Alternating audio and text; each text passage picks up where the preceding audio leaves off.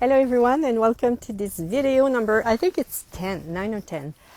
I want to put in your universe a reflection for you to reflect on the points of view and the emotion. A lot of us learn that our points of view create our reality. And I would say that it's true when we make our points of view real. We make them real and we go with it. So I give you an example, someone who thinks it's dangerous to fly. So this person, if they make this point of view real, they're going to make some choices in regards to this point of view. If they want to travel, they will either travel on boat, or they will travel on the ground, but never in the air.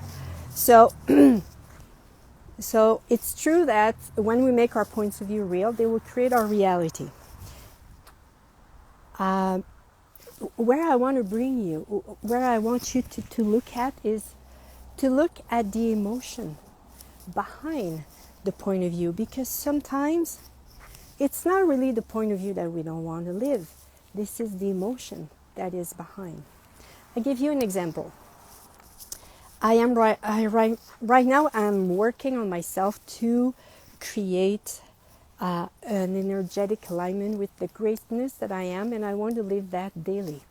Wow, that's a big ask, because there are a lot of memories that are related to that. And when I say memories, I mean limiting memories. And while I'm doing the work with the MAP approach, I realized that the emotion is there and the points of view comes in.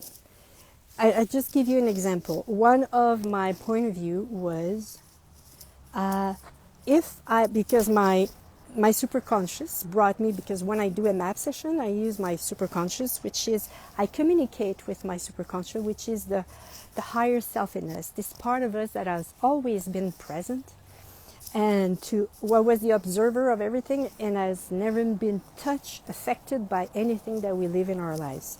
So my superconscious brought me to the point of view, keep the idea of keep things in place.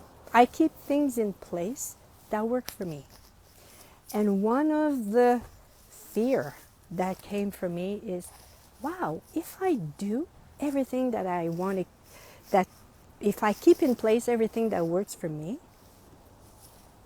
what if some of the people that I love will stop loving me? And I realized that in that point of view, that was the fear that I had, that I didn't want to live.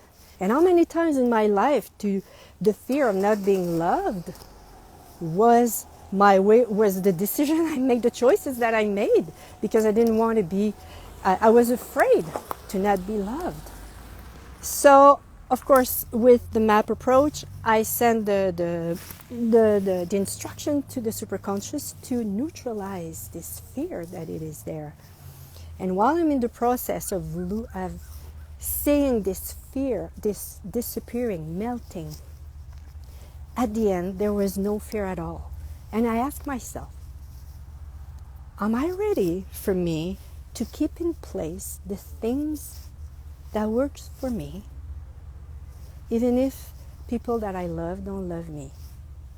And because the fear was gone, I was okay. I said, well, that will be their choice. That will be their choice to not love me. It has nothing to do with me.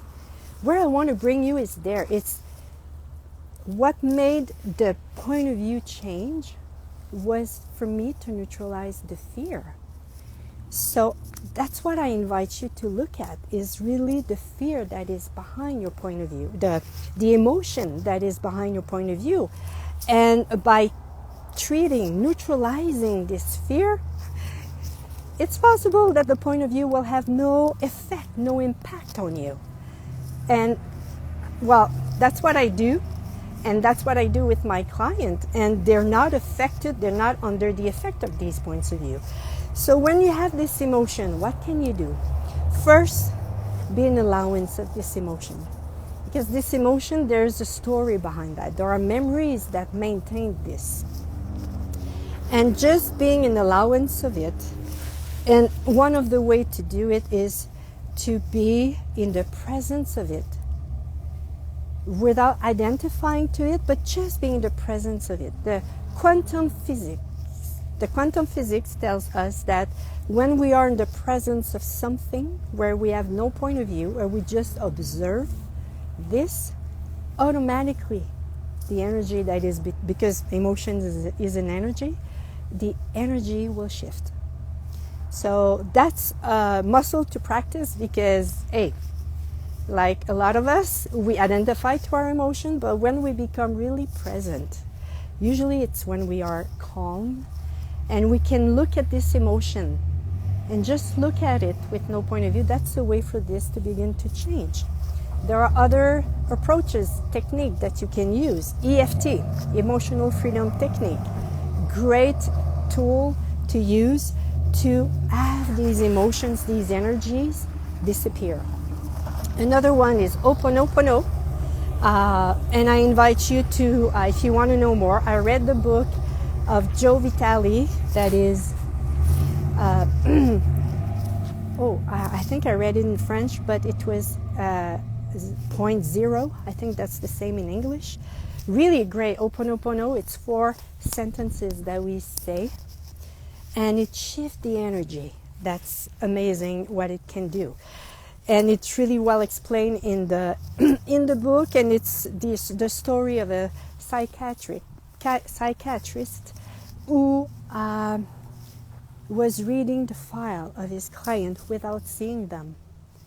And these clients were healing.